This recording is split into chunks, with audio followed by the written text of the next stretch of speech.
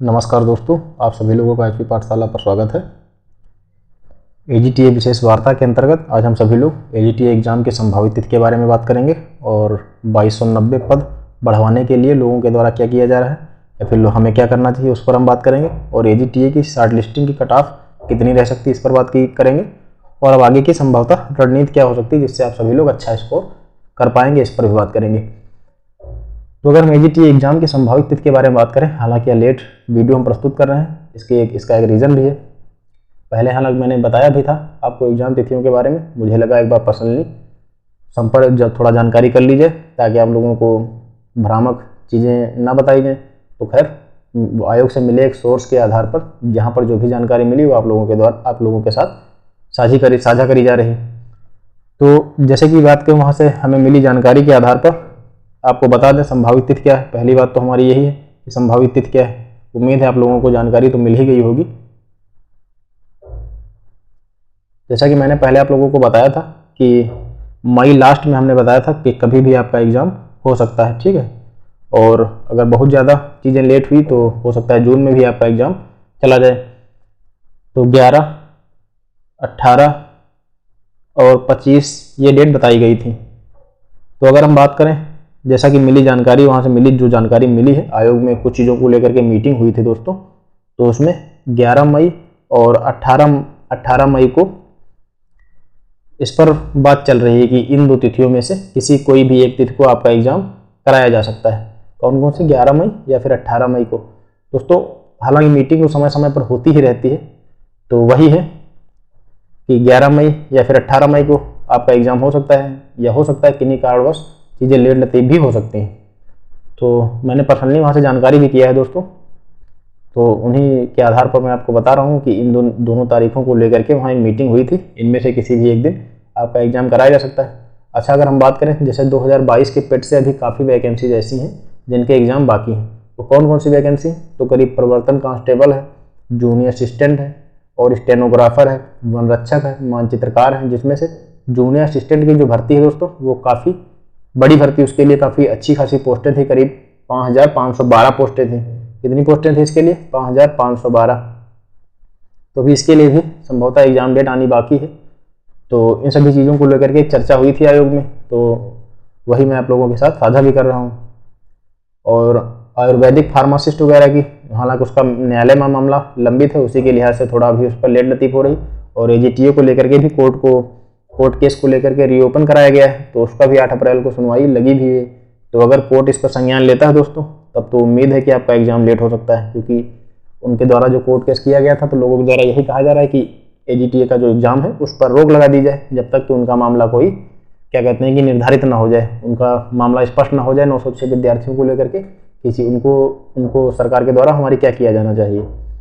तो अगर ऐसा कुछ होता है कोर्ट केस को लेकर के, तब तो आपका उम्मीद है एग्जाम जो एजीटीए का एग्ज़ाम है वह लेट लतीफ़ हो सकता है। किंतु काफ़ी उम्मीद कम ही है कि ऐसा हो, क्योंकि उन पर 906 वाले मुद्दे पर पहले भी सुनवाई हो चुकी है। उनको स्पष्टीकरण भी सुप्रीम कोर्ट के द्वारा कहा भी जा चुका है कि इन्हें आगे की भर्ती में शामिल किया जाए। तो आगे की भर्ती में तो इनको शामिल कर लिया गया है दोस्तों। बाकी अब देखते हैं क्या होता है, ये तो 8 अप्रैल को ही पता चलेगा जब सुनवाई होगी। तो खैर, अगर हम संभावित तिथि की बात करें, इन दोनों तिथियों पर चर्चा हुई है।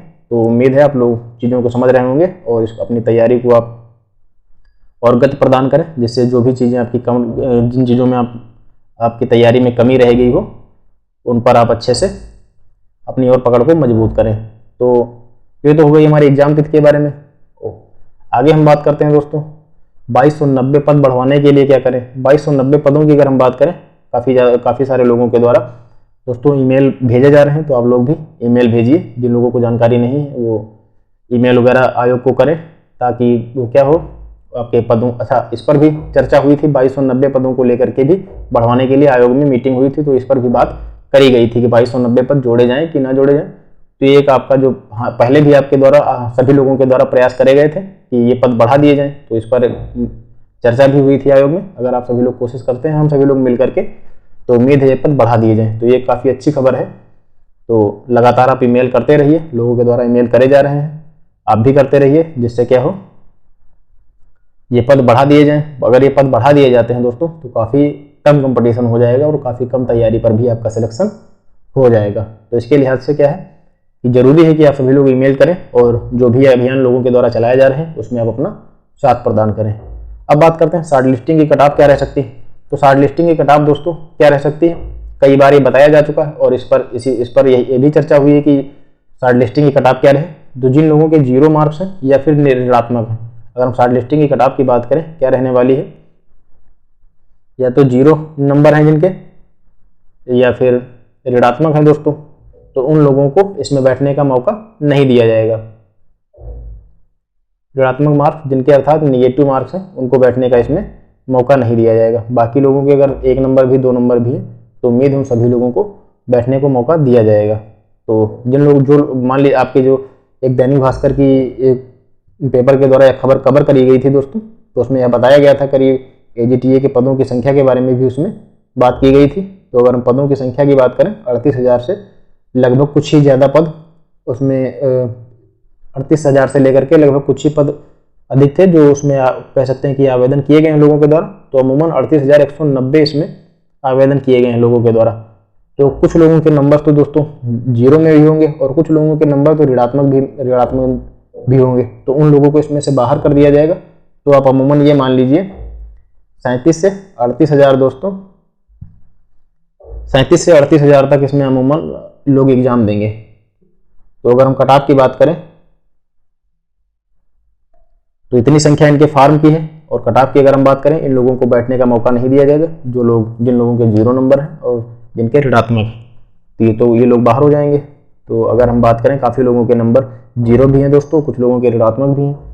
तो अमूमन अगर इसके फॉर्म की संख्या की बात करें तो 37,000 से 38,000 के बीच रह सकती है, ठीक है। तो और अगर पद बढ़ा दिए जाएंगे 2290 तो काफ़ी कंपटीशन कम हो जाएगा। तो जिन लोगों ने 5-6 घंटा भी पढ़ रखा है तो उनका भी सिलेक्शन होने की उम्मीद है। आगे की रणनीति की अगर हम बात करें तो थोड़ा इंतजार करते हैं दोस्तों, जब ऑफिशियल नोटिस का इंतजार करते हैं। वैसे तो समय समय पर चीज़ें खबर आयोग से आती रहती है, लेकिन क्या करें और कभी कभी चीज़ें बदलती भी रहती हैं। तो अगर जब ऑफिशियल नोटिस जारी हो जाएगी तब हम सभी लोग जितना भी टाइम बचा होगा, मान लीजिए जो 50 दिन का टाइम बचा होगा, 60 दिन का टाइम बचा रहेगा या फिर 40 दिन का टाइम बचा रहेगा। अगर हम 18 मई एग्जाम की बात कर लें तो करीब आप लोगों के पास 40 से 45 दिन का समय बचा रहेगा।